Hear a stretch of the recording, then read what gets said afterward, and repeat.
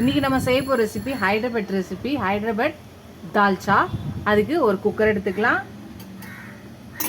1/4 cup 1/4 கப்பில் மூங் தால், சிறுபருப்பு, மைசூர் தால், மைசூர் பருப்பு and சென்னா தால், கடலைப்பருப்பு. இது எல்லாத்தையும் நல்லா வாஷ் பண்ணி எடுத்துகிட்டு வந்துடலாம். நல்லா வாஷ் பண்ணி எடுத்துகிட்டு வந்தாச்சு. இதில் ஒரு வெங்காயம், ஒரு தக்காளி போட்டுக்கலாம். பொடியாக நறுக்குன கொத்தமல்லி, பொடியாக நறுக்குன புதினா, ஒரு இன்ச்சு இஞ்சியை நல்லா நசுக்கி வச்சுருக்கேன், இதையும் போட்டுக்கலாம்.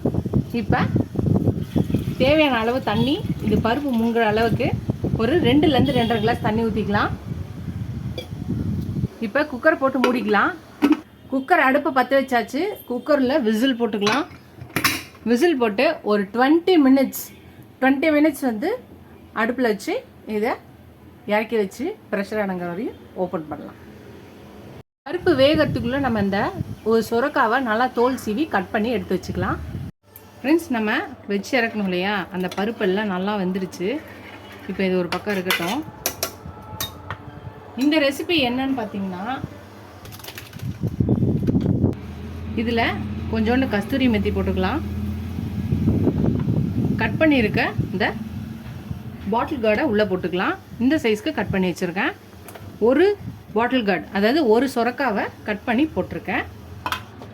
அதுக்கப்புறம் 1 ஸ்பூன் வந்து ரெட் சில்லி பவுடர்,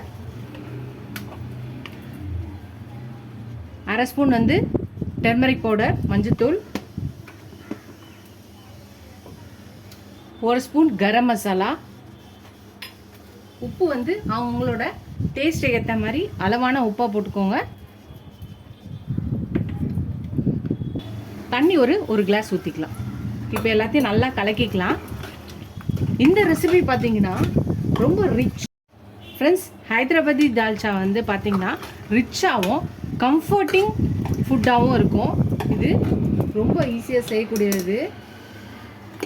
இதில் ஹோல் ஸ்பைசஸ் இருக்குது, 1 பார்ட் ரெசிபி, இதில் நியூட்ரிஷன் இருக்குது, ஹெல்த்தி ரெசிபி, ரொம்ப ஈஸியாக குயிக்காக செய்யக்கூடியது. இதில் பல வகையான மணமும் சுவையும் சேர்ந்து நம்ம செய்கிறது. இது முகலாயர் காலத்தில் செய்யப்பட்ட ரெசிபின்னு சொல்லுவாங்க. ரொம்ப சூப்பராக இருக்கும், சிம்பிளாக செய்யக்கூடியது தான். இப்போ இதை குக்கரை மூடிடலாம். இதுங்க குக்கர் மூடி ஒரு 2 விசில் வச்சு இறக்கி வச்சுட்டு ப்ரெஷர் அடங்கினோன்னு ஓப்பன் பண்ணலாம். 2 விசில் வச்சு இறக்கியாச்சு. நம்மளோட ஹைதராபாதி தால்ச்சா ரெடி ஆயிடுச்சு. இப்போ இதுக்கு ஒரு தடுக்கா கொடுத்துடலாம். தாளிப்பு கொடுக்கறதுக்கு ஒரு சின்ன பேனில் கொஞ்சமாக எண்ணெய் ஊற்றிருக்கேன். அதில் 1 ஸ்பூன் ஜீரகம் போட்டுக்கலாம். ஒரு 2லேருந்து 3 காஞ்ச மிளகாய் போட்டுக்கலாம். இது நல்லா ஃப்ரை பண்ணிக்கலாம்.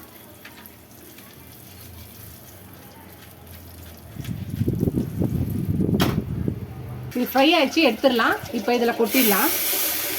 மறுபடியும் பேனில் கொஞ்சமாக எண்ணெய் ஊற்றி வைக்கலாம். இப்போ 1 கப்பு ஆனியனை நல்லா மெல்லிஸாக ஸ்லைஸ் பண்ணி வச்சுருக்கேன், இதில் போட்டுக்கலாம்.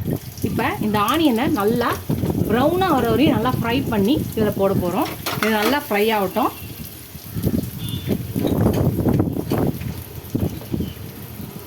இப்போ இதுக்கு கொஞ்சோண்டு சால்ட்டு லைட்டாக போட்டால் போதும், ஆனியனுக்கு மட்டும். இது நல்லா ஃப்ரை ஆகட்டும். நல்லா கோல்டன் ப்ரௌன் ஆகிடுச்சு பாருங்கள். இப்போ இதை எடுத்துடலாம். இப்போ இந்த ஆனியனையும் இதில் கொட்டிடலாம்.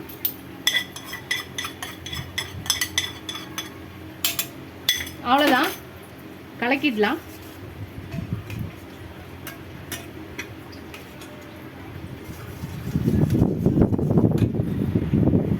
அவ்வளோதான், நம்மளோட ஹைதராபாதி தால்ச்சா ரெடி ஆயிடுச்சு. நீங்கள் ட்ரை பண்ணி பாருங்கள். இது ஒயிட் ரைஸ், இட்லி, தோசை, சப்பாத்தி, நான் எல்லாத்துக்குமே அட்டகாசமாக இருக்கும், சூப்பராக இருக்கும். கண்டிப்பாக இதை ட்ரை பண்ணுங்கள். ரொம்ப ஈஸியான, சிம்பிளான, டிஃப்ரெண்ட்டான ஒரு ரெசிபி. கண்டிப்பாக ட்ரை பண்ணுங்கள். முகலாயர் காலத்தில் இது செஞ்ச ரெசிபின்னு சொல்கிறாங்க. நீங்களும் இந்த ரெசிபி ட்ரை பண்ணி பார்த்து எப்படி இருக்குன்னு சொல்லுங்கள். ஃபஸ்ட் டைம் சேனலுக்கு சப்ஸ்கிரைப் பண்ணிட்டு பாருங்கள். இது ஒரு சப்ஸ்கிரைப் பண்ணல ஃப்ரெண்ட்ஸ். எனக்கு என் சேனலுக்கு சப்போர்ட் பண்ணிங்கன்னு நினைக்கிறேன். நீங்கள் எவ்வளோ சப்போர்ட் பண்ணுறீங்களோ அவ்வளோ என்கரேஜிங்காக இருக்கும், சப்போர்ட்டிங்காக இருக்கும். புது ரெசிபிஸ் போட ஹெல்ப்ஃபுல்லாக இருக்கும். இது அடுத்த ரெசிபியில் பார்க்கலாம். டாடா பாபா ஃப்ரெண்ட்ஸ்.